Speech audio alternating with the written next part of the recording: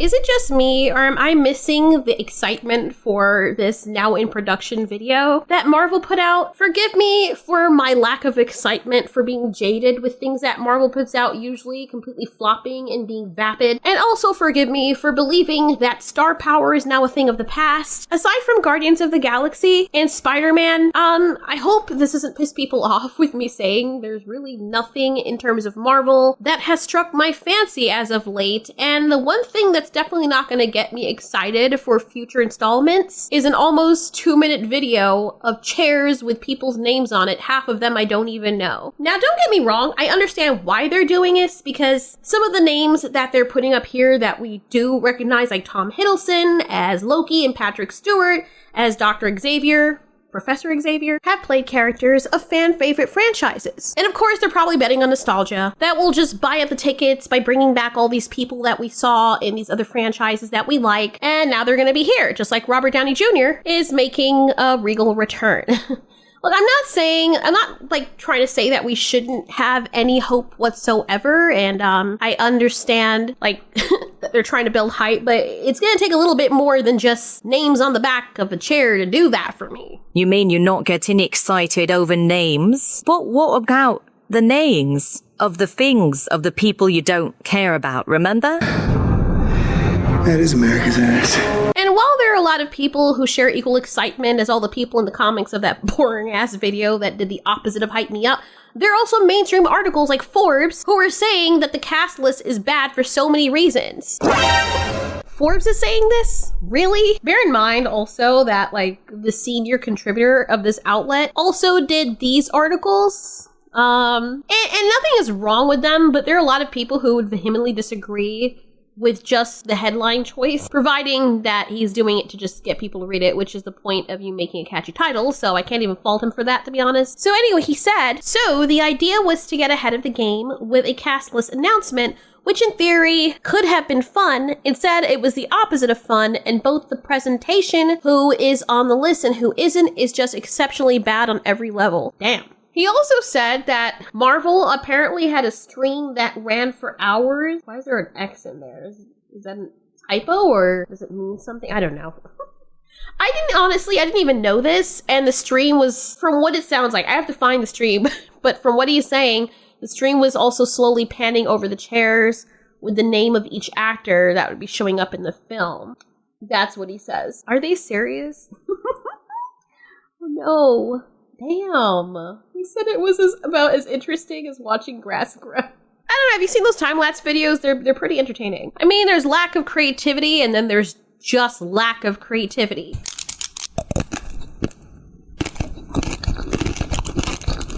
Ugh, fucking ew. Now, as Paul Tassi,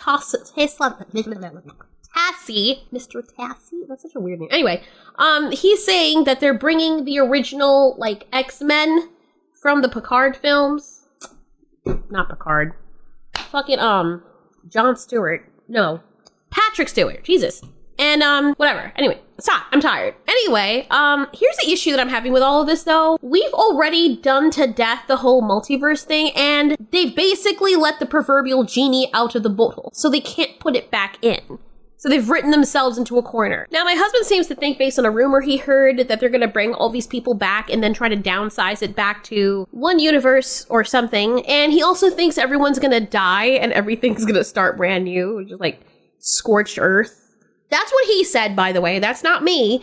Either way, I can't be the only person who believes that it is quite tiring and monotonous to constantly have other people from other universes come into a main timeline, and now they're all meeting each other and stepping through portals to see the other person. Like, I get it, they're trying to untangle this web that they've woven, but it feels like it's kind of a lost cause at this point. They think that by bringing in older characters from older films, like they did with the amazing Andrew Garfield Spider-Man, and like what they did with Tobey Maguire, that it will work out like it did for that movie. You know, where people were clapping because of the nostalgia, and mostly because of Tobey Maguire. Let's be honest. Dude was the OG Spider-Man. Can't even lie. How many of us grew up on his movies? I mean, To be fair, that decision made sense, even though it was quite gimmicky. But the thing that Marvel and Disney do, which is very annoying, is that they'll see something work for one thing, and they'll do that trick over and over and over again and beat it to death, thinking that people want to see it over and over again constantly. There's only so many times that you can do this before people start to realize what you're doing and get sick of it. I always use this analogy, but it's like you actually legitimately trip and fall or do something funny and people just end up laughing. And you're so used to not being funny or getting attention that when you actually get people to love you and laugh at something that you do, you feel as though now you need to lean in on that thing.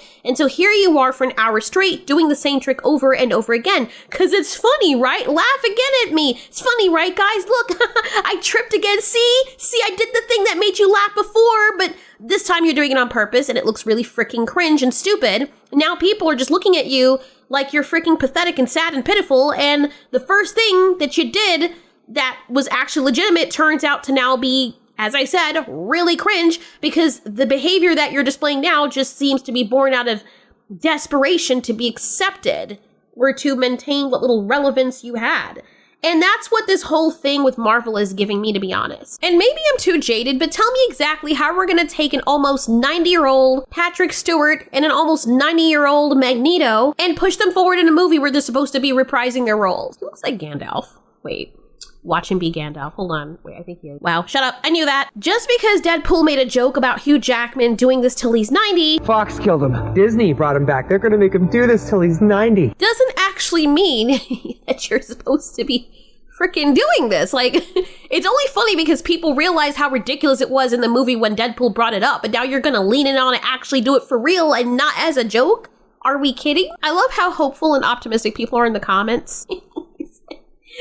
Oh my god. This literally made me feel like a little kid again. Please, Marvel, do not mess this up. Watching Chairs Pan made you feel like a little kid? Are these comments real? Like, this one seems were real.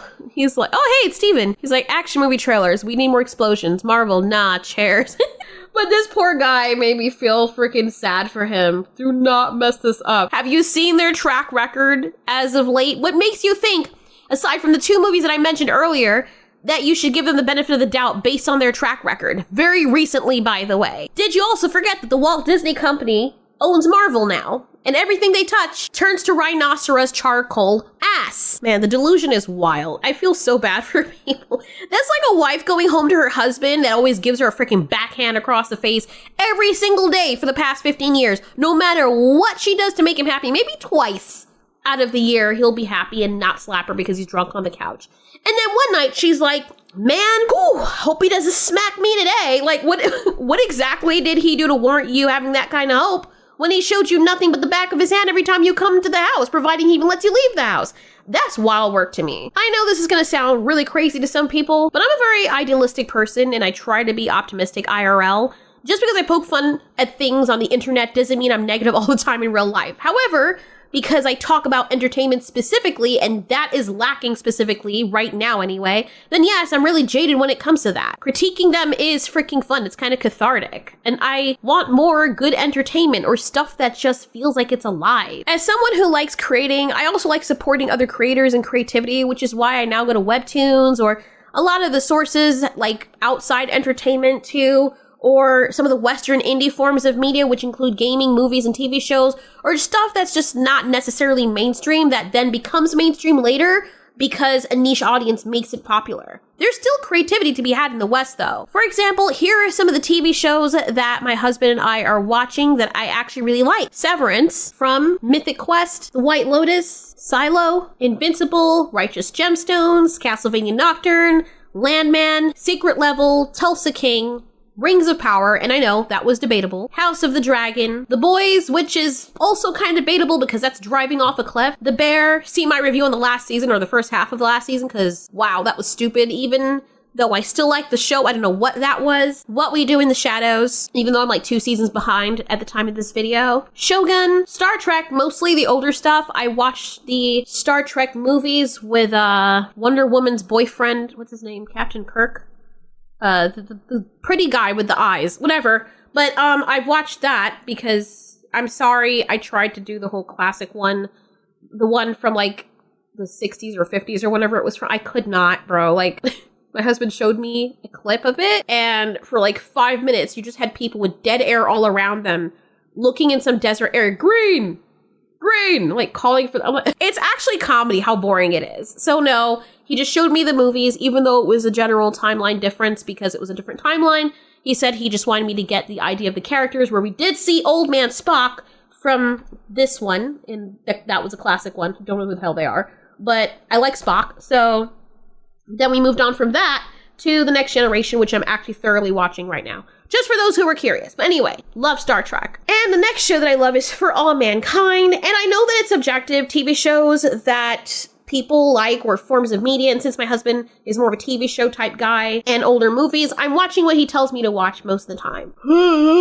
But as for that list that I have, there have been a plethora of shows that I've tried and they're just freaking annoying. Or they start out good and they end up horrible. I've watched most of the Taylor Sheridan stuff. Haven't seen 1923 though. I think I watched 1833 or whichever it was. And this dude is like the modern day Tyler Perry. He's just pumping out stuff, man.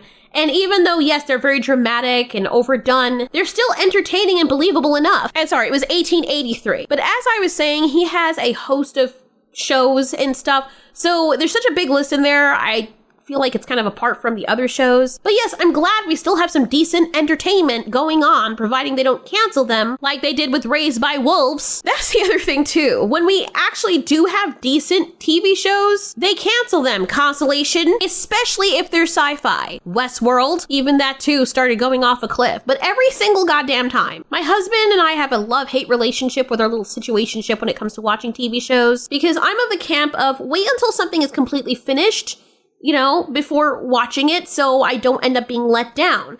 And he's at the camp of, oh, let's experience things as other people are also experiencing it, so we can talk about it with other people, so we don't feel like we're missing out. But then we have to waste our time not knowing whether or not they're gonna actually freaking finish it. You don't know how crazy that freaking drives me, bro. Like, do you know how freaking livid it made me the way that they ended Raised by Wolves? The cliffhanger, I don't even want to think about it right now. Fucking hell, bro. But you know, what's weird about all of this is that I find myself more intrigued and excited about shows like Invincible and Severance than I do about Marvel movies. And this is someone who grew up with them and whose father is a huge fan of Marvel. Like, I'll look at a Marvel movie and I'm like, what the hell is this? And my daddy will be like, wow, wasn't it great? And I'm like, okay. And I don't have the heart to be like, daddy, it really freaking sucks. Like, I'll tell him, it wasn't their best because he really loves Marvel stuff. Like, the man is a super Marvel fan that if you get him anything with Marvel heroes on it or something, he'll be very happy.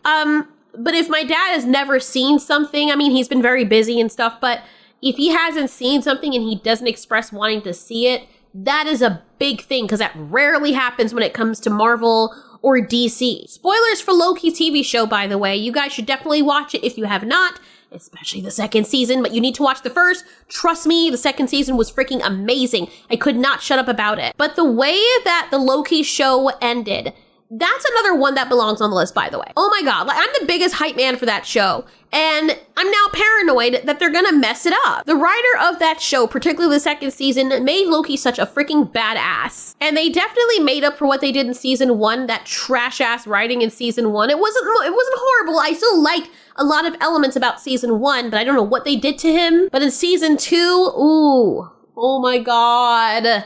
I would go and watch that season over again. I've actually gone back and watched the ending of it over and over and over and over again. It gives me chills every single time, makes me cry every single time. So beautifully done. I don't want to, this whole video is going to turn into that, so I'm not even going to go there or keep going down that road. But I feel like in Marvel fashion or Disney fashion that they're going to ruin it somehow. And maybe we should have hope that they're going in a different direction, and maybe they're just cleaning house with releasing titles that have already been in the works back when they were creatively bankrupt, and now they're changing because all the new stuff is being produced now, or very recently.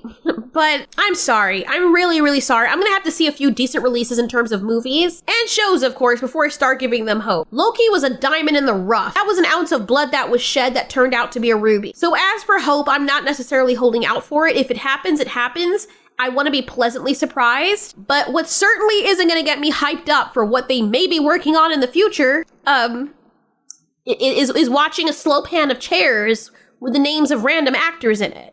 If you want people to believe in you again, that you're creative and that you're reigniting the wood stove, what doesn't help is putting out the most uncreative, is that a word, thing that you could possibly not think of. Because it's like, okay, we're doing this, let's just, chairs, bro. Like, when people say that less is more, pretty sure this is not what they meant.